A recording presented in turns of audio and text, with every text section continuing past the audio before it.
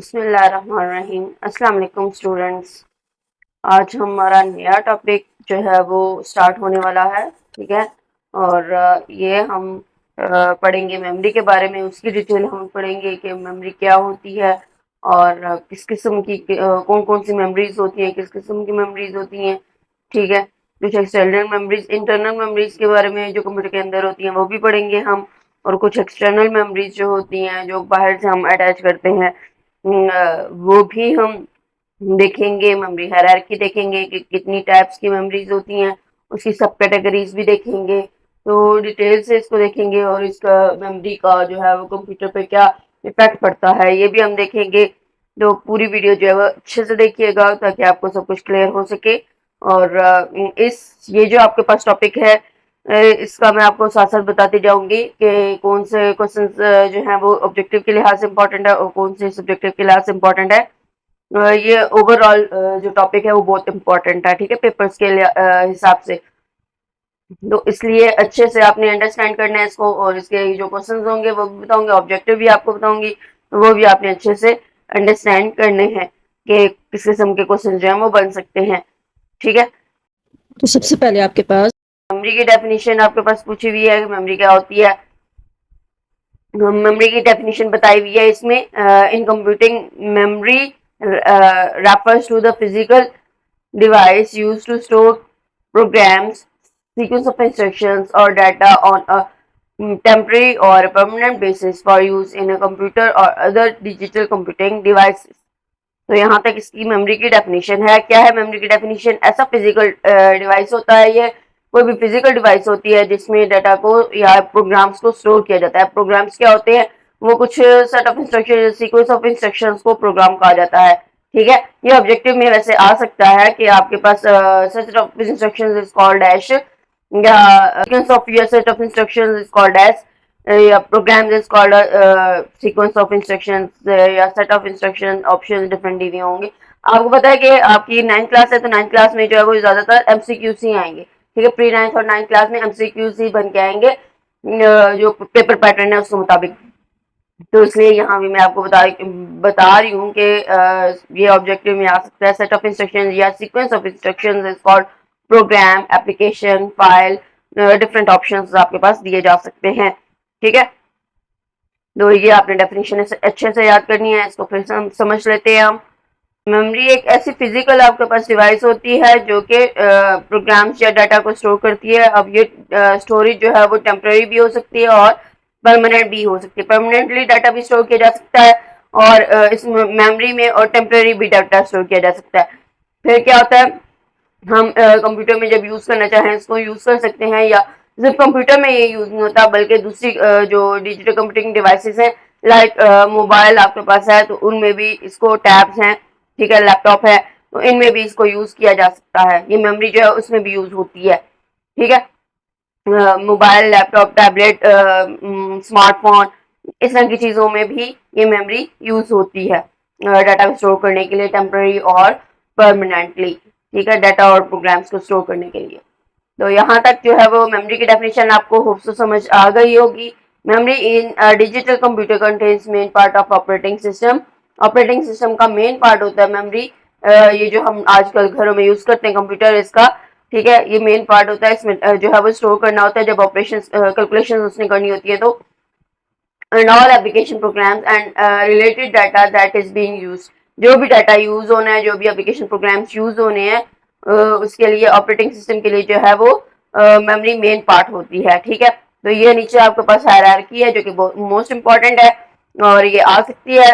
इसमें क्या है कि सबसे पहले आपके पास मेमोरी है। मेमोरी की डेफिनेशन आपको मैंने बता दी। उसके बाद दो इसकी कैटेगरीज हैं, दो टाइप्स हैं। कौन कौन सी? मेन मेमोरी और सेकेंडरी मेमोरी। ठीक है। तो मेन मेमोरी में आपके पास इंटरनल प्रोसेसर मेमोरी आती है, रोम आता है और रैम आती है। रोम, रैम और internal processor memory. Internal processor memory की मजीद कैटेगरीज हैं। ठीक है, जिसमें आपके पास रजिस्टर्स और कैशे आ जाते हैं।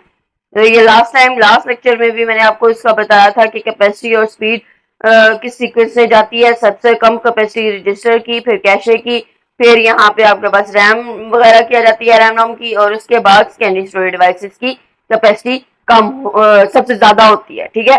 यानी कि रजिस्टर की सबसे कम होती है, फिर उसके बाद ज्यादा होती है कैशे की, फिर उससे ज्यादा रैम की, उससे ज्यादा स्कैनिंग स्टोरेज डिवाइसेस की। और कैपेसिटी जैसे इंक्रीज हो रही है तो स्पीड जो है वो डिक्रीज होती जाएगी। मतलब कि स्कैनिंग स्टोरेज डिवाइसेस की स्पीड जो है वो सबसे कम होती है, उसके बाद इंक्रीज करती जाती है, रैम की उससे ज्यादा होती है स्कैनिंग स्टोरेज डिवाइसेस से, और कैशे की इन दोनों से ज्यादा होती है, रजिस्टर की सबसे ज्यादा होती है स्पीड। ठीक है, जितनी सारी सी बात है कम जो है वो आपके पास डाटा है रजिस्टर के पास फॉर एग्जाम्पल, तो उतना ही स्पीड उसका जो है वो ज्यादा है, उतनी उसकी स्पीड जो है वो ज्यादा है। तो होप्स आपको इस डायग्राम की जो है समझ आ गई। मेन मेमोरी में रैम रोम और कैशे रजिस्टर्स आ जाते हैं, और सेकेंडरी मेमोरी में magnetic optical and chip memories आ जाती हैं। ठीक है, इसकी डिटेल हम आगे देखते हैं मेन मेमोरी और सेकेंडरी मेमोरीज की। सबसे पहले सेकेंडरी मेमोरीज की डिटेल बताया गया, उससे पहले हम मेमोरी के बारे में मजीद डिटेल देख लेते हैं कि क्या क्या इसकी टर्मिनोलॉजीज यूज हुई हैं। जब आपके पास जो है वो टर्मिनोलॉजीज हैं मेमोरी से रिलेटेड, क्या क्या टर्म्स यूज की जाती हैं मेमोरी से रिलेटेड। सबसे पहले आपके पास जो है वो बिट है, और ये जो टर्मिनोलॉजीज वाला टॉपिक है ना, तो ये ऑब्जेक्टिव के लिहाज से बहुत ही इंपॉर्टेंट है, और शॉर्ट क्वेश्चन भी इसमें से इस टेबल से रिलेटेड शॉर्ट क्वेश्चन जो है वो आ जाता है। ठीक है, ओवरऑल बिट में और बाइट में जो है वो ऑब्जेक्टिव्स बहुत ज्यादा बनते हैं, और इसमें ऑब्जेक्टिव भी मैं साथ साथ आपको बताती जाऊंगी, और ऑब्जेक्टिव के लिहाज से ये टॉपिक जो है वो मेमोरी टर्मिनोलॉजीज वाला इंपॉर्टेंट है। ठीक है, तो सबसे पहले आपके पास बिट है। The smallest unit of memory is in digital computer is a bit, यानी कि सबसे छोटी जो यूनिट होती है मेमोरी की वो बिट होती है। तो यहाँ पे आपके पास क्वेश्चन किस तरह से बन के आ सकता है, या तो अब यहाँ पे क्वेश्चन दो तरह से बन के आ सकता है। या तो आपको पूछा जाएगा the dash unit of a memory is a bit, मतलब किस टाइप की मेमोरी होती है, विच type of memory is which type of unit of memory is bit, यानी कि बिट किस टाइप की यूनिट होती है, स्मॉलेस्ट होती है, बेसिक होती है, लार्जेस्ट यूनिट होती है। तो ये डिफरेंट ऑप्शंस आपको दिए जा सकते हैं, तो आपने स्मॉलेस्ट पे करना है। बिट जो है वो स्मॉलेस्ट यूनिट होता है। और एक और कौन सा तरीका है, the smallest unit of memory is dash. ठीक है, तो मेमोरी का स्मॉलेस्ट यूनिट कौन सा है, बिट है, तो ये आपने ऑब्जेक्टिव में बता देना है। तो नेक्स्ट उसके बाद एक और क्वेश्चन बन के आता है कि जी ये आपके पास बिट स्टैंड्स फॉर डैश। ठीक है, तो binary digits, bit stands for binary digit, ये एक और आपके पास ऑब्जेक्टिव बन के आ सकता है। ठीक है, 0 और 1, the memory of a computer consists of millions of memories और इलेक्ट्रॉनिक सेल्स, यानी कि कंप्यूटर की जो मेमोरी होती है उसमें बहुत सारे मेमोरी यानी कि सेल्स होते हैं, मेमोरी सेल्स होते हैं, मिलियंस ऑफ मेमोरी सेल्स होते हैं, और हर मेमोरी सेल जो है वो उसमें क्या होता है, उसमें एक बिट ऑफ इंफॉर्मेशन स्टोर की जा सकती है। तो यहाँ पे एक और आपके पास ऑब्जेक्टिव बन के आता है, each cell contain dash bit of information. ठीक है, how many bits of information are stored in each cell और इन वन सेल। ठीक है, तो यहाँ पे आपके पास ये बिट आपके पास जो है वो इसका आंसर होगा, ये ऑब्जेक्टिव में आ सकता है। ये आप देख सकते हैं कि तीन जस्ट लाइंस है, उसमें तीन आपके पास ऑब्जेक्टिव जो है वो बन चुके हैं। The memory cell has two states, ये भी एक और आपके पास जो है वो ऑब्जेक्टिव बन गया कि मेमोरी सेल में कितनी स्टेट्स होती हैं और कौन कौन सी होती हैं। दो स्टेट्स होती हैं ऑन और ऑफ की, यानी ऑन जो है वो रिप्रेजेंट करता है 1 को, और ऑफ रिप्रेजेंट करता है बाइनरी 0 को। तो यहाँ पे क्वेश्चन भी बन सकता है, इतना इंपॉर्टेंट नहीं है लेकिन बन सकता है, यानी कि मेमोरी सेल जो है उसकी कितनी स्टेट्स होती है और कौन कौन सी होती हैं। तो ये दोनों यहाँ से लेकर यहाँ तक आपने जो है वो बता देना है। ठीक है, और how many bits of memory cell are, how many states are there of memory cell, तो यहाँ पे 2 अगर ऑब्जेक्टिव में आ जाता है तो आपने बता देना है। ठीक है, दो स्टेट्स होती हैं, कौन सी, ऑन के लिए 1 और ऑफ के लिए 0। ऑन के लिए 1 और ऑफ के लिए 0, ऑन और ऑफ ही नहीं होती बल्कि और भी यस और नो भी होती है। ठीक है, यस के लिए फिर 1 होगी और नो के लिए जो है वो 0 होगी। इसी तरह से और भी ऑप्शन होते हैं, सिर्फ यही नहीं होती स्टेट्स। ठीक है, तो नेक्स्ट आपके पास क्या है जी, बाइट। बाइट के बारे में क्या कहा गया है कि बाइट आपके पास जो है वो बेसिक यूनिट होता है कंप्यूटर मेमोरी का। The basic unit of computer memory is dash, byte है। ठीक है, byte is the dash unit of computer memory, basic unit. तो ये दोनों तरह से यहाँ पे भी क्वेश्चन ऑब्जेक्टिव में बन सकता है। बिट का भी बता दिया और बाइट का भी आपको बता दिया कि किस तरह से क्वेश्चन जो है वो बन सकता है। And it is minimum piece of data to be processed by the computer. By a computer, एक कंप्यूटर जो प्रोसेस करना चाहता है तो उसके लिए मिनिमम पीस ऑफ डाटा जो है वो बाइट होती है। ठीक है, बाइट में डाटा को स्टोर किया जाता है, बाइट में जो है वो प्रोसेसिंग के लिए डाटा स्टोर होता है। एक और क्वेश्चन यहाँ पे ऑब्जेक्टिव में बन के आ रहा है, a group of 8 bits is known as 1 byte. तो यहाँ पे 1 byte is equal to 8 bits, या आपसे ये पूछा जा सकता है 8 bits is equal to dash byte. तो ये इस हर तरह से आपको इसका आंसर जो है वो आना चाहिए, यानी कि 1 बाइट होती है। यहाँ पे आपको मैं लिखकर भी दिखा देती हूँ कि किस तरह से क्वेश्चन जो है वो बनता है। 1 बाइट इक्वल टू 8 बिट्स। तो ये दोनों तरह से आपको क्वेश्चन अगर बन के आता है तो आपको पता होना चाहिए इसका। ठीक है, 8 बिट्स होती हैं, यानी कि 1 बाइट में 8 बिट्स होती हैं। 1 byte is equal to 8 bits और 8 bits is equal to dash byte, तो 1 बाइट। ठीक है, तो ये आपके पास जो है वो ऑब्जेक्टिव में आ सकता है। उसके बाद आपके पास आ जाता है जी नेक्स्ट क्या है, 1 byte of a memory is required to store 1 character in a computer. एक कैरेक्टर कंप्यूटर में जो है वो स्टोर करना हो तो 1 बाइट रिक्वायर्ड होती है। मेमोरी कितनी रिक्वायर्ड होती है, 1 बाइट रिक्वायर्ड होती है। तो यहाँ पे एक और आपके पास बन गया जी क्वेश्चन। क्या क्वेश्चन बना है ऑब्जेक्टिव के लिहाज से, 1 byte of memory is required to store 1 character in a computer. यहाँ पे 1 बाइट का भी ऑब्जेक्टिव में आ सकता है ब्लैंक। ठीक है, और इसके अलावा 1 कैरेक्टर भी ब्लैंक में आ सकती है। Dash of memory is required to store 1 character in a computer, या one to store 1 character in a computer, how many bytes of a memory are required. तो यहाँ पे आपके पास इस तरह से क्वेश्चंस बन सकते हैं। और 1 byte of memory is required to store dash character in a computer, dash character in a computer. ठीक है, तो ये डिफरेंट टाइप से क्वेश्चन डिफरेंट तरीके से ऑब्जेक्टिव जो है वो मैंने आपको बता दिया बन सकता है। क्वेश्चंस की फॉर्म में भी आ सकता है और ब्लैंक की फॉर्म में भी पूछा जा सकता है। तो आपको कंफ्यूज नहीं होना है, क्वेश्चन को अंडरस्टैंड करने की कोशिश करनी है। ठीक है, उसके बाद जी हम चलते हैं नेक्स्ट। क्या है हमारे पास, फॉर एग्जांपल ये 1 कैरेक्टर क्या है, 1 कैरेक्टर के बारे में बताया। फॉर एग्जांपल ए है, ठीक है, या आपके पास स्मॉल ए है, कैपिटल ए है, डॉट है, कुछ भी है, स्टैटिक है, सिंबल्स हैं बहुत सारे। Byte is generally stored to express memory size of computer. Computer के मेमोरी साइज को जो है वो एक्सप्रेस करने के लिए बाइट यूज की जाती है। बाइट में ही डाटा को एक्सप्रेस किया जाता है। नेक्स्ट आपके पास क्या है जी, computer memory is measured in terms of bytes. Computer memory जो है वो बाइट्स में मेजर की जाती है, और बाइट्स की यहाँ पे आपके पास सिंपल 1 बाइट ही नहीं होती, बल्कि और भी इसकी जो है वो हायर यूनिट्स होती हैं। किलो बाइट, उसके बाद मेगा बाइट, गीगा बाइट, टेरा बाइट, ठीक है, ये सारी होती हैं।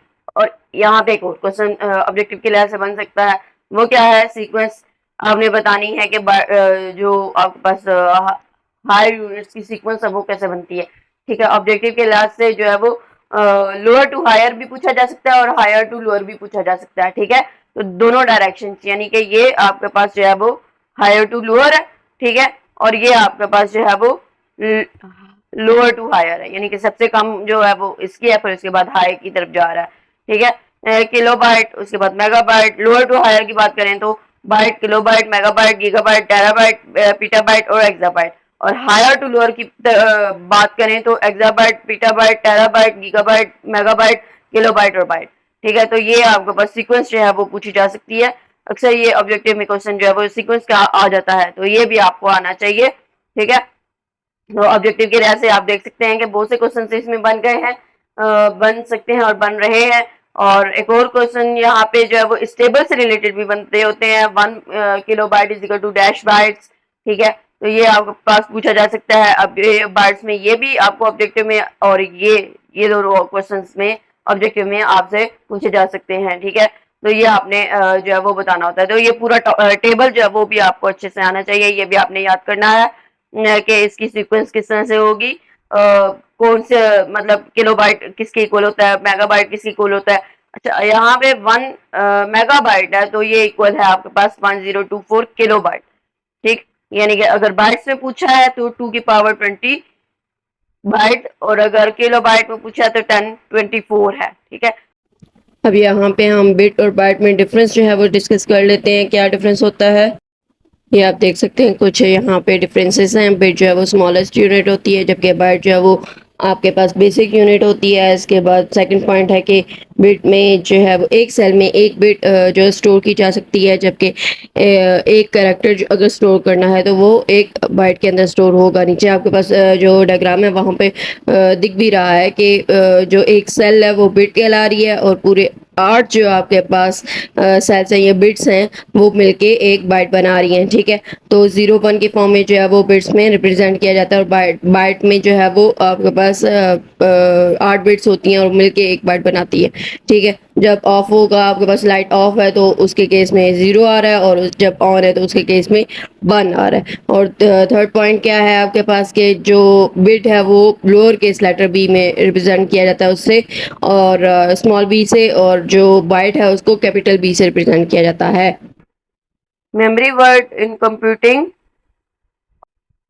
the smallest amount or size of data that a computer can process is called memory word. Memory word क्या होता है? Smallest amount और size of data होता है, सबसे छोटा साइज डाटा का जिसमें जो कंप्यूटर है वो प्रोसेस कर सके, वो मेमोरी वर्ड कहलाता है। यानी कि मेमोरी वर्ड में स्मॉलेस्ट अमाउंट या साइज जो है वो डाटा की प्रोसेसिंग में लगाई जा सकती है। प्रोसेसिंग जो है वो कंप्यूटर कर सकता है।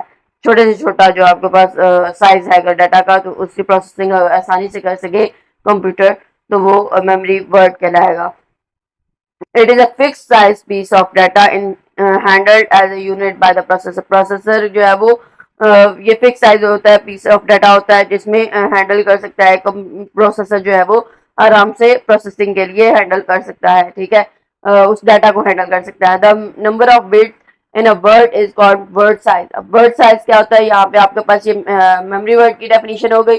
यहाँ से आपने स्टार्टिंग से ही करनी है, यहाँ से लेकर यहाँ तक ये इसकी मेमोरी वर्ड की डेफिनेशन है। वर्ड साइज की क्या डेफिनेशन है? The number of bits in a word is called word size. जितने नंबर ऑफ बिट्स एक वर्ड में स्टोर किए जा सकते हैं वो वर्ड साइज कहलाता है। Word size in modern computer typically ranges from 16 to 64 bits. 16 से 64 बिट्स एक कंप्यूटर के अंदर जो है वो वर्ड साइज होता है। डिपेंड करता है कि कंप्यूटर का साइज कितना है। जितना कंप्यूटर का साइज होगा उस हिसाब से वर्ड का साइज होगा। A computer has a bigger word size, अगर ज्यादा वर्ड साइज जो है वो ज्यादा होगा तो इसका मतलब है कि प्रोसेसर में इसमें जो बिट्स हैं वो ज्यादा ट्रांसफर की जा सकती हैं प्रोसेसिंग के टाइम पे।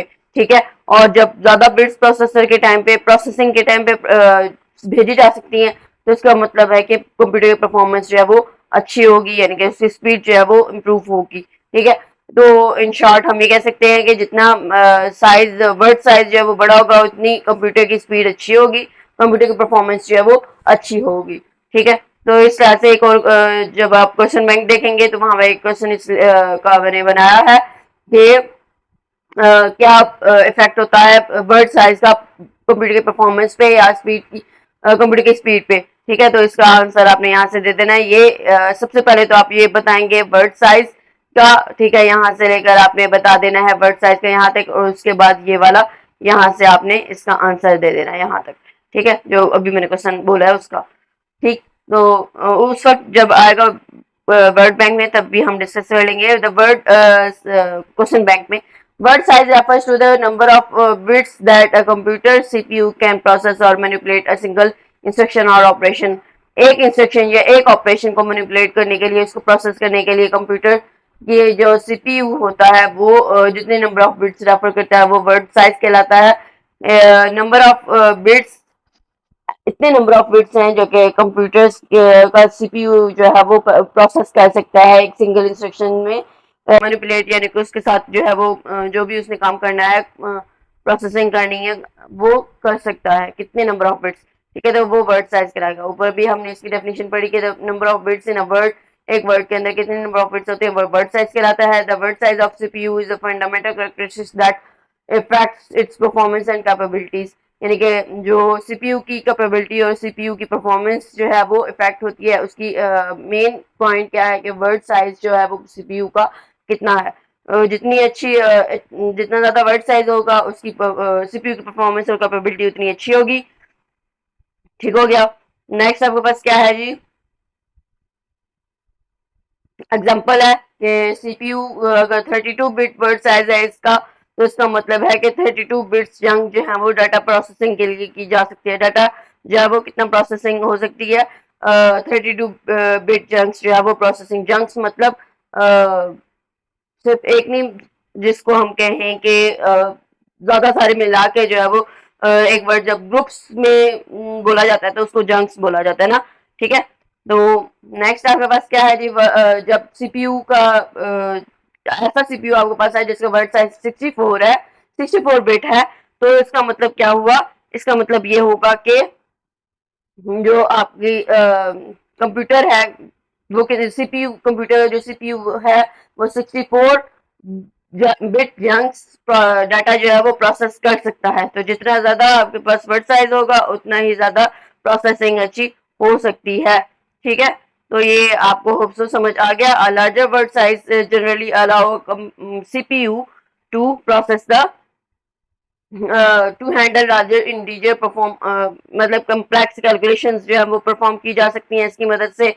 और इसके अलावा जो है वो कम्प्लेक्स अरिथमेटिक ऑपरेशंस, इंटीजर्स को भी ये हैंडल कर सकता है, कम्प्लेक्स अरिथमेटिक ऑपरेशंस को भी ये हैंडल कर सकता है। और इसके अलावा ये क्या कर सकता है, जो एड्रेस लार्ज मेमोरी स्पेस, यानी कि मेमोरी स्पेस ज्यादा जो हो उसको भी हैंडल ये सीपीयू जो है वो कर लेगा। तो होप सो आपको इसका समझ आ गया।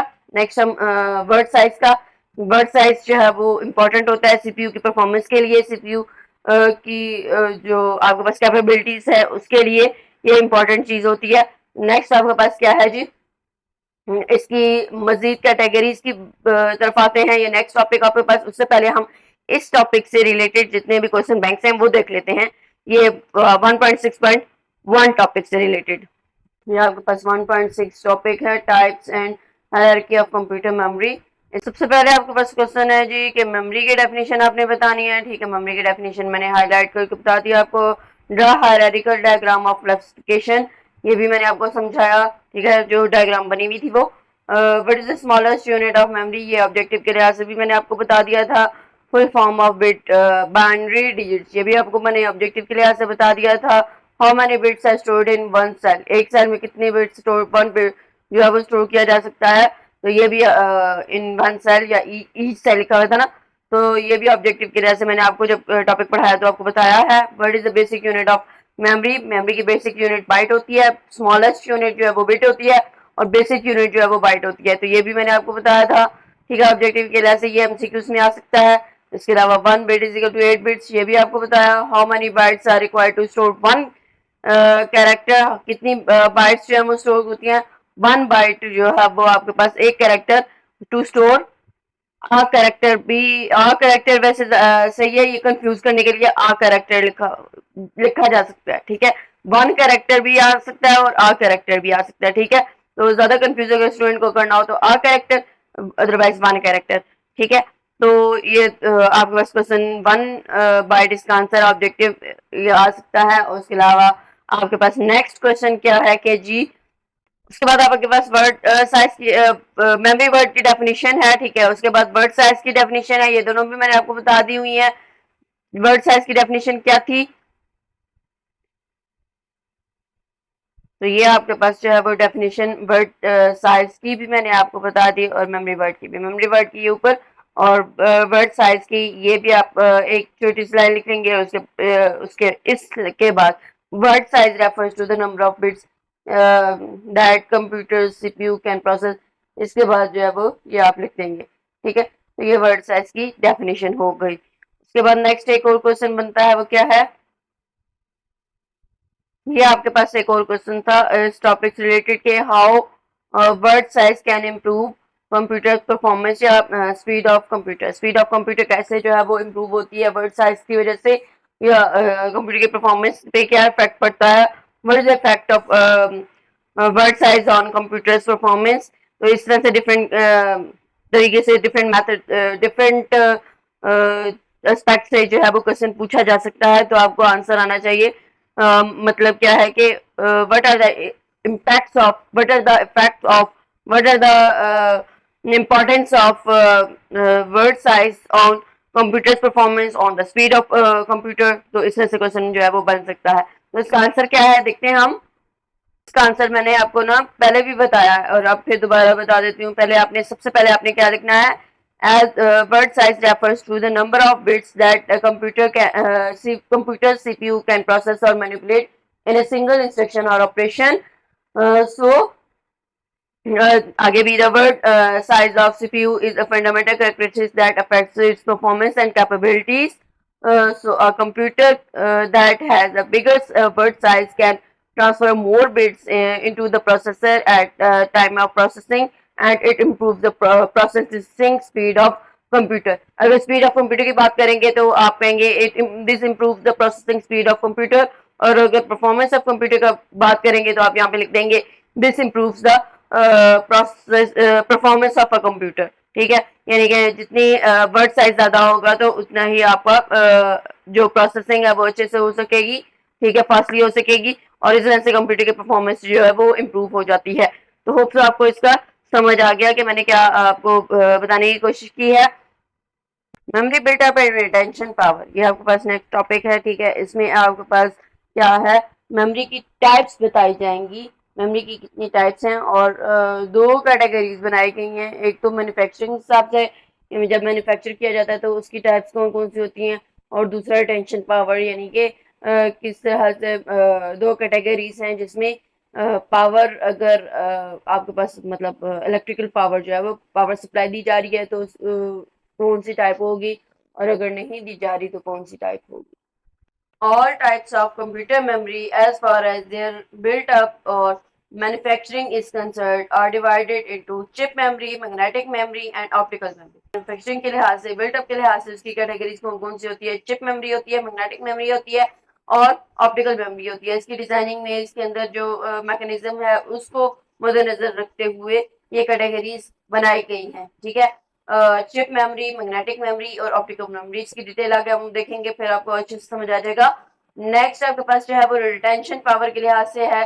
रिटेंशन पावर की बात करें तो उस हिसाब से जो है वो इसकी दो टाइप्स कौन कौन सी मेमोरीज की होती हैं। एक आपके पास है वोलेटाइल मेमोरी और दूसरी आपके पास है नॉन वोलेटाइल मेमोरी। ठीक है, तो ये रिटेंशन पावर के हिसाब से की बेस पे आपके पास कैटेगरीज हैं, यानी कि टाइप्स हैं मेमोरी की, वोलेटाइल और नॉन वोलेटाइल, और ये आपके पास मैन्युफैक्चरिंग या बिल्टअप के लिहाज से है। ठीक है, तो ये भी क्वेश्चन जो है वो आपके पास आ सकता है कि रिटेंशन पावर के लिहाज से लॉन्ग क्वेश्चन भी इसका इंपॉर्टेंट है। ठीक है, अब जो हम टॉपिक पढ़ने जा रहे हैं इसमें लॉन्ग क्वेश्चन भी इस टॉपिक से रिलेटेड आ सकता है। ये टॉपिक इंपॉर्टेंट है शॉर्ट क्वेश्चंस के लिहाज से भी और लॉन्ग क्वेश्चंस के लिहाज से भी। ठीक है, ऑब्जेक्टिव समहाउ इतना इंपॉर्टेंट नहीं है, वैसे आ भी सकता है। ठीक है, तो चलते हैं हम समझते हैं अपने टॉपिक की तरफ चलते हैं। सबसे पहले आपके पास जो बिल्टअप यानी मैन्युफैक्चरिंग बेसिस हैं, उस बेस पे कंप्यूटर्स की जो कैटेगरीज हैं उनको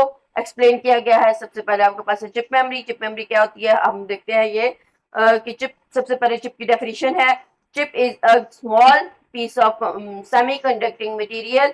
एक छोटा पीस होता है सेमी कंडक्टिंग मटीरियल का, यानी कि सिलिकॉन से ये बना होता है। स्मॉल सर्किट कॉल्ड आईसी यानी integrated circuit is embedded on it, यानी कि एक स्मॉल सर्किट इस पे लगा होता है इस चिप के ऊपर, जिसको हम क्या कहते हैं, इंटीग्रेटेड सर्किट कहते हैं। ये chip memory are better in speed compare to other memory types. ये भी एक क्वेश्चन आपके पास आ सकता है। एक तो यहाँ पे डेफिनेशन हो गई चिप की, ठीक है, उसके बाद चिप मेमोरी जो है वो बेटर क्यों होती है।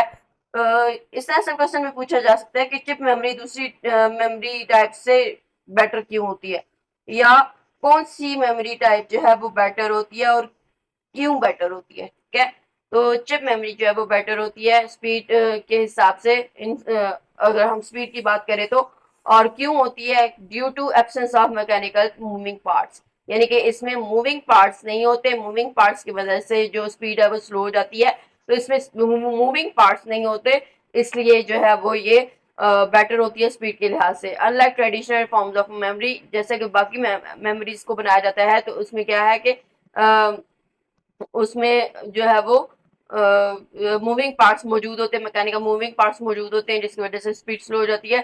Chip memory rely on electric current. बाकी जो है आपके पास मेमोरीज की टाइप्स हैं उसमें इलेक्ट्रिक करंट पे रिलाई नहीं होता बल्कि उसकी मूविंग पार्ट्स पे रिलाई किया जाता है। इसमें क्या है कि chip memory rely on electric current for their operation, उसके चलाने के लिए ऑपरेशन के लिए इलेक्ट्रिक करंट की सप्लाई दी जाती है।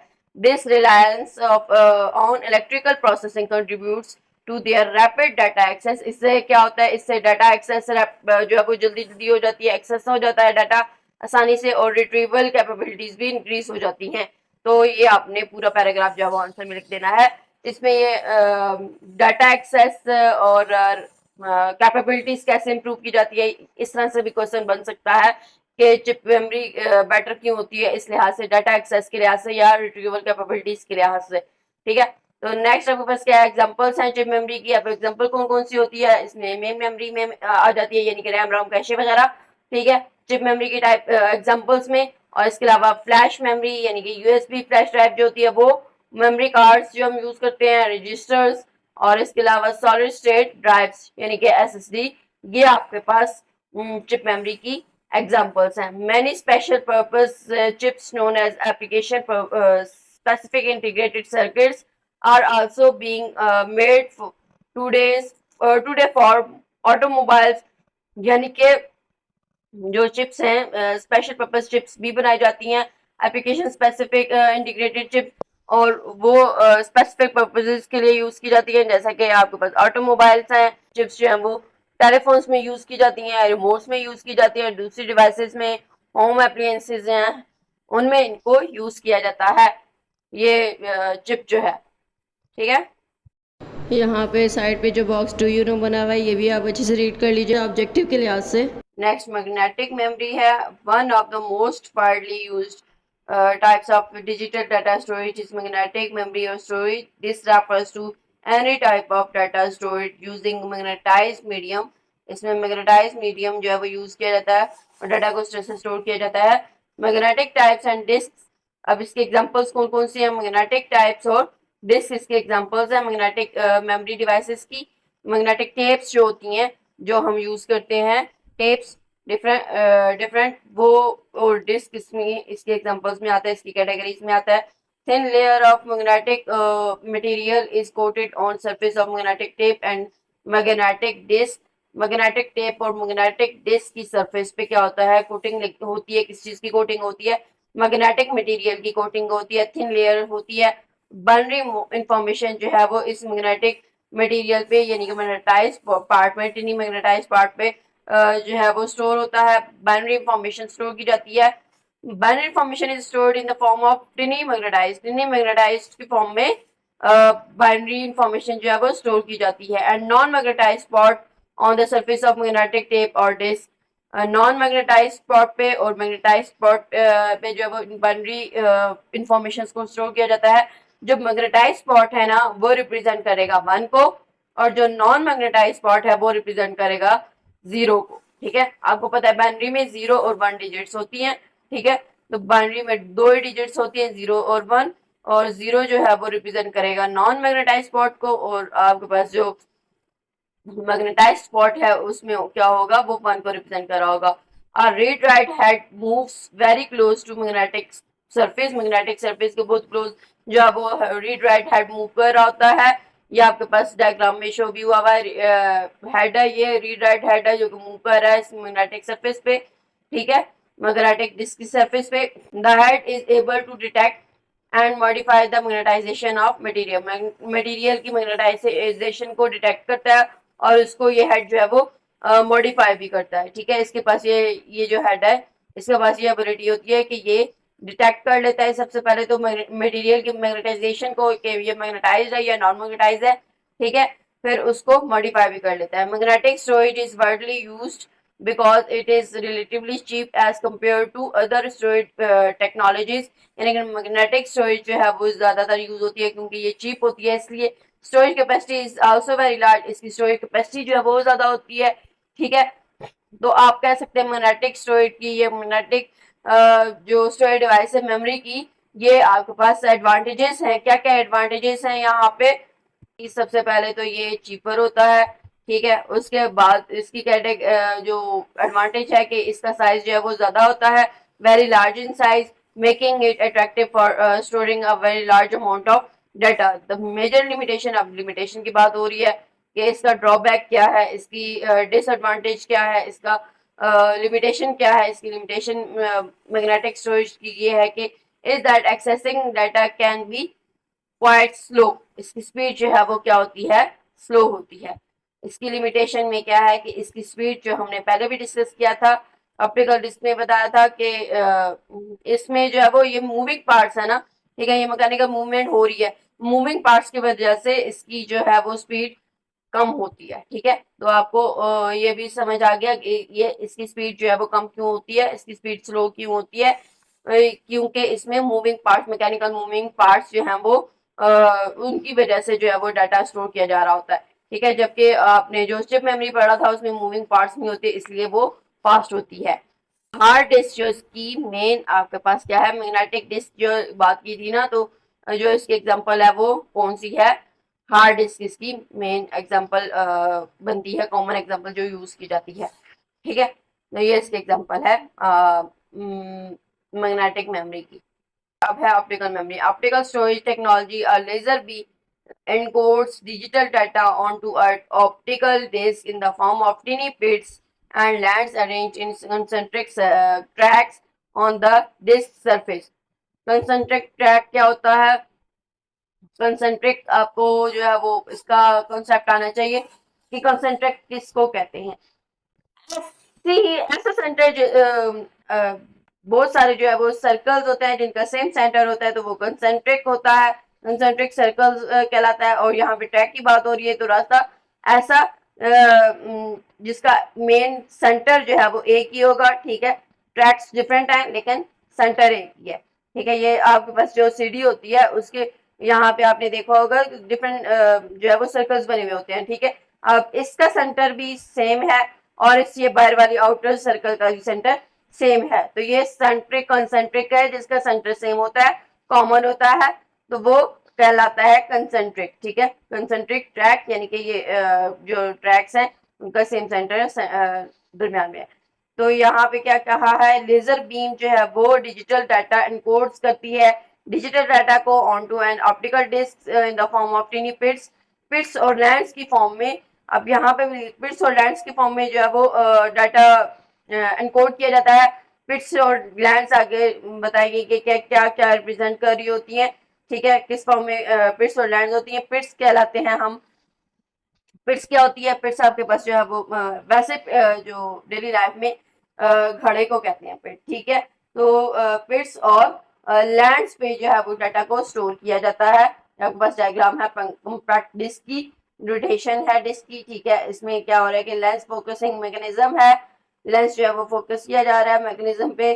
ठीक है, highly reflected lands on surface disk surface create return signal beam. तो ये सीडी डीवीडी आपने देखा ही होगी. ठीक है, तो ये सीडी का मैकेनिज्म है. ठीक है, यहाँ पे यहाँ से प्रोसेस स्टार्ट हो रहा है, लेजर बीम से यहाँ पे कॉन्टिन्यूसली जो है वो बीम से मिट कर रही है. ठीक है, उसके बाद ये पे रिफ्लेक्ट करेंगी, लेंसेज से होती हुई जो है वो यहाँ पे आएंगे. ठीक है, यहाँ पे आपके पास लैंड्स और पिट्स हैं. पिट्स घड़ी को कहते हैं ना, तो ये जो आपके पास पार्ट है इसको पिट कहा गया है. ठीक है, और ये प्लेन पार्ट जो है वो इसको लैंड कहा गया है. तो लेंस फोकसिंग मैकेनिज्म है यहाँ पे जो फोकस कर रहा है, जहाँ पे आपके पास लैंड यानी कि प्लेन हिस्सा है वहां पे हाईली रिफ्लेक्टिव होगा, जाहिर सी प्लेन चीज है, कोई हर्डल नहीं है, तो वहां पे जो आपके पास बीम है वो अच्छे से पास हो जाएगी. ठीक है, highly reflective lands on this surface create return signal beam. और जो आपके पास पिट्स हैं, घड़ा यानी कि घड़ी जो बने हुए हैं, less reflecting pits on this surface create gaps in return signal beam. तो यहाँ पे आपके पास जो सिग्नल्स पास होंगे वो कम रिफ्लेक्टिव होंगे. ठीक है, तो इस तरह से कंटिन्यूसली ये प्रोसेस हो रहा होता है. ये यहाँ पे आपके पास जो है वो उसका मतलब एक्सपेंड करके ये प्रोसेस बताया हुआ है. ठीक है, रीड राइट हेड जो होता है उसमें ये सारा मैकेनिज्म होता है. जो आपके पास रीड राइट जिसमें डालते हैं उसमें ये मैकेनिज्म होता है. सेंसर है, receive return signal beams for tracking and sound reproduction. Sound reproduction के लिए ये सेंसर लगा है. ठीक है, उसके बाद ये एबल करता है कि मिरर थ्रू मिरर पास, ये बीम पास करेंगी मिरर्स के जरिए से, और इस में जो है वो आपके पास मिलेगा, इसका जो भी आउटपुट होगी वो रिसीव होगी। ठीक है, तो ये इसका मैकेनिज्म था। और जैसे रिफ्लेक्शन होगी, बीम्स जैसे पास हो रही हैं, तो जो जहाँ पे बिट्स होंगी या जहाँ पे गड़े होंगे वहां पे कम रिफ्लेक्शन होगी, और जहाँ पे आपके पास प्लेन सरफेस होगी वहां पे रिफ्लेक्शन बीम्स जो है वो अच्छे से पास हो जाएंगी। ठीक है, तो a lower powered laser scanner is used to read data or information from these bits and lines and convert it in digital form। Digital form में यानी कि इसको कन्वर्ट किया जाता है। आपको पता है कि जो भी डाटा एंटर करवाना है कंप्यूटर में, पहले वो कंप्यूटर में जो भी चीज एंटर करवाई जाती है वो उसको पहले स्टोर करने से पहले उसको बाइनरी फॉर्म में कन्वर्ट करता है, बाइनरी फॉर्म में कन्वर्ट करने के बाद उसको स्टोर करता है। ठीक है, मैग्नेटिक में भी यही चीज हमने मैकेनिज्म पढ़ा था, यहाँ पे ऑप्टिकल में भी हमने यही चीज देखी है। ठीक है, मैग्ने जो आपके पास ये था ना मैग्नेटिक डिस्क, तो इसमें आप देख सकते हैं कि ये मूविंग पार्ट्स हैं, ये आपके पास आर्म है और ये रोटेट हो रही है, तो ये इसके मूविंग पार्ट्स की वजह से ही इसकी स्पीड जो है वो कम थी। और ये बाइनरी फॉर्म में, 0 1 की फॉर्म में पहले इसको जो है वो स्टोर करता है, स्टोर करने से पहले कन्वर्ट करता है बाइनरी फॉर्म में, और फिर उसके बाद ये स्टोर होता है। तो इसकी मूवमेंट जो है वो टाइम लेगी, जाहिर सी बात है, डिस्क की मूवमेंट भी और आर्म की मूवमेंट भी। ठीक है, तो कहाँ पे 0 आ रहा है, कहाँ पे 1 आ रहा है, मैग्नेटाइज करना है कहाँ पे मुझे, कहाँ पे नॉन मैग्नेटाइज करना है, तो वो ये सारा मैकेनिज्म जो है वो स्लो होता है। इसीलिए जो डाटा राइट करना, रीड करना और रिट्रीव करना जो है वो इसमें स्लो होता है, प्रोसेस ये सारा जो है वो स्लो होता है। ठीक है, और ऑप्टिकल में हमने ये ही चीज देखी कि ऑप्टिकल में आपके पास ये किस तरह से बीम्स पास हो रही हैं। Optical storage provides cheaper and greater memory capacity than magnetic storage, यानी कि ऑप्टिकल स्टोरेज डिवाइस जो है वो चीपर होती है एंड ग्रेटर मेमोरी कैपेसिटी इसकी जो है वो ज्यादा होती है मैग्नेटिक स्टोरेज की निस्बत। And entire set of encyclopedia इसमें जो है वो स्टोर किया जाता है, किया जा सकता है 4.72 इंचेस, यानी कि 12 सेंटीमीटर जो है वो इसका स्टैंडर्ड स्टोर करने का कैपेसिटी इसकी जो है होती है। Store on a standard 12 centimetre 4.72 inches optical disk, ये इसका बताया हुआ है। ऑप्टिकल डिस्क में कौन कौन सी चीजें, यानी एग्जांपल्स आप कह लो इसकी कौन कौन सी होती हैं, सीडी, डीवीडी और ब्लू रे डिस्क। ब्लू रे डिस्क के बारे में मैंने आपको पीछे जब सीडी डीवीडी था तो वहां पे आपको थोड़ा सा मैंने आपको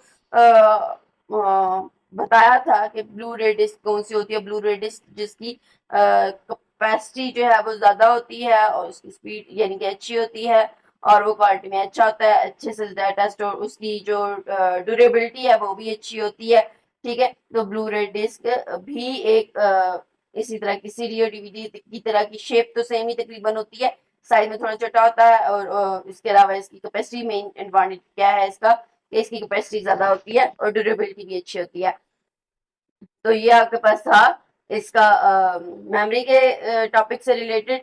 होप सो आपको इसकी समझ आ गई है। अभी जो है वो हम 1.6.2 टॉपिक के जो शॉर्ट क्वेश्चन जो पॉसिबल इस टॉपिक से रिलेटेड बन सकते हैं वो डिस्कस करेंगे। 1.6.1 टॉपिक जो था उसके हमने शॉर्ट क्वेश्चन वगैरह जो देख लिए थे, जिसमें बिट वगैरह था। ठीक है, बाइट टर्मिनोलॉजीज थी, तो उससे रिलेटेड हमने ये क्वेश्चन आंसर देखे थे। ठीक है, ये बस क्वेश्चन आंसर थे, लास्ट टाइम देखा था उसमें ऑब्जेक्टिव भी मैंने आपको बताया था और वो मैंने आपको कहा था कि ऑब्जेक्टिव के लिहाज से इम्पोर्टेंट है। तो अब जो है वो 1.6.2 टॉपिक है, और 1.6.2 टॉपिक कौन सा है जिसमें हमने टाइप्स ऑफ मेमोरीज देखी, और रिटेंशन पावर के हिसाब से भी और मैन्युफैक्चरिंग यानी बिल्टअप के हिसाब से भी। तो वो आपने यहाँ पे फर्स्ट क्वेश्चन क्या है कि उसमें आपने कंप्यूटर की टाइप्स, कंप्यूटर मेमोरी की जो टाइप्स हैं रिटेंशन पावर के हिसाब से भी और मैन्युफैक्चरिंग के हिसाब से भी यानी बिल्टअप के हिसाब से भी, तो वो आपने दोनों बेसिस पे इसकी टाइप्स बता देनी है। इसमें आप मैन्युफैक्चरिंग के हिसाब से अगर देखें तो आएगा आपके पास ऑप्टिकल मेमोरी, इसके अलावा मैग्नेटिक मेमोरी और चिप मेमोरी। ठीक है, और रिटेंशन पावर के हिसाब से वोलेटाइल नॉन वोलेटाइल आ जाएगा। उसके बाद चिप मेमोरी या चिप की अपनी डेफिनेशन लिखनी है, और why chip memory is faster than other types of memories. ये भी आ सकता है क्वेश्चन, और इसका क्वेश्चन इस तरह से बन सकता है, which of the following which type of memory is faster and why. इस तरह से भी क्वेश्चन आ सकता है। कौन सी जो आपके पास मेमोरी है वो फास्ट होती है, ये एमसीक्यूज में भी बन के आ सकता है। ये आपके पास ऑप्शन दिए होंगे कि कौन सी फास्ट है, ठीक है। तो ये क्वेश्चन भी बन के आ सकता है, एमसीक्यूज भी शॉर्ट क्वेश्चन में आएगा और एमसीक्यूज बन के भी आ सकता है, ठीक है। तो इसका आंसर भी मैंने आपको जब स्टडी किया था, हमने जब पढ़ाया था मैंने टॉपिक, तो तब आपको मैंने इसका आंसर बताया था कि क्यों ये फास्ट होती है। इसलिए ये फास्ट होती है क्योंकि इसमें कोई मैकेनिकल मूवमेंट नहीं होती, मूविंग पार्ट्स नहीं होते। इसका डिपेंड जो है वो करता है इलेक्ट्रिक करंट पे। तो इसलिए जो है ये फास्ट होती है, ठीक है। मूवमेंट की वजह से क्या होता है कि मूवमेंट की वजह से स्पीड जो है वो स्लो हो जाती है। जब पूरा सर्कल मूव करेगा तो जो है वो डिटेक्ट करता है जो भी हमने उसमें राइट करना होता है या रीड करना होता है। तो मूवमेंट पे डिपेंड कर रहा होता है और उसी हिसाब से रीड और राइट किया जाता है। तो इस तरह से टाइम कंज्यूमिंग हो जाता है, ठीक है। तो चिप मेमोरी जो है उसमें ये चीज़ नहीं होती है। अच्छा, name the devices in which chip memory is used in daily life. ये आपका क्वेश्चन है, इसमें आपने क्या बता देना है डिवाइसेस के नाम, यानी कि जैसे ऑटोमोबाइल है, स्मार्टफोन है, कंप्यूटर के अलावा अगर बात कर रहे हैं हम, चिप मेमोरी कंप्यूटर में तो यूज होती ही है। तो इस तरह से आप डेली लाइफ से एग्जांपल्स ले लेंगे, डिवाइसेस के नाम ले लेंगे। उसके बाद एग्जांपल्स ऑफ चिप मेमोरी के एग्जांपल्स भी हमने देखी थी जिसमें रैम रोम वगैरह था, ठीक है। उसके बाद आपके पास मैकेनिज्म ऑफ मैग्नेटिक मेमोरी का मैकेनिज्म भी मैंने आपको डिस्कस किया था, जिसमें मैग्नेटाइज्ड और नॉन मैग्नेटाइज्ड की बात हुई थी। उसके बाद एडवांटेजेस ऑफ मैग्नेटिक मेमोरी के एडवांटेजेस भी हमने देखे थे कि वो चीपर होती है। और दूसरा इसमें जो है वो स्टोरेज कैपेसिटी, यानी कि स्टोर करने की कैपेसिटी इसकी ज़्यादा होती है, ठीक है। डिसएडवांटेज में मैंने अभी आपको बता दी, मैग्नेटिक मेमोरी में मूविंग पार्ट होता है, ठीक है। ये तब भी हमने डिस्कस किया था। तो मूविंग पार्ट की वजह से, मैकेनिकल मूवमेंट की वजह से जो है वो स्पीड स्लो हो जाती है, इसका डिसएडवांटेज था। उसके बाद मैकेनिज्म ऑफ ऑप्टिकल मेमोरी, जो डायग्राम बनी हुई है उसके हिसाब से ये इसका मैकेनिज्म जो है वो आप डिस्कस कर लेंगे। उसके बाद एडवांटेज ऑप्टिकल मेमोरी का, तो लास्ट पैराग्राफ जो था एडवांटेज आ जाएगा ऑप्टिकल मेमोरी का वहाँ पे, ठीक है। तो ये आपके पास इस टॉपिक से रिलेटेड क्वेश्चन है। ये फुल टॉपिक का भी बोला जा सकता है कि ऑप्टिकल मेमोरी के बारे में क्या है, मैग्नेटिक मेमोरी के बारे में बताएं, चिप मेमोरी के बारे में बताएं, ठीक है। तो वो तो सिंपल क्वेश्चंस होते हैं, वो तो आप कर ही लेंगे, ठीक है। तो ऐसे क्वेश्चंस जो कॉन्सेप्चुअल क्वेश्चंस होते हैं ज़्यादातर मैं यहाँ पे वो डिस्कस करती हूँ, ताकि आपको समझने में आसानी हो के जो एक्सेल बेस्ड क्वेश्चंस होते हैं वो किस तरह के होते हैं और किस तरह से आ सकते हैं, ठीक है। जो टू द पॉइंट जो क्वेश्चंस होते हैं वो तो आपको पता ही है, आप कर ही लेंगे। होप सो आपको इसकी समझ आ गई। अब तक जितना भी आपको कोई कंफ्यूजन, कोई प्रॉब्लम, तो आप क्वेश्चंस कर सकते हैं, क्वेश्चंस करें, कमेंट करें और अपने कॉन्सेप्ट्स को क्लियर करें। अपना बहुत सारा ख्याल रखें। अल्लाह हाफिज।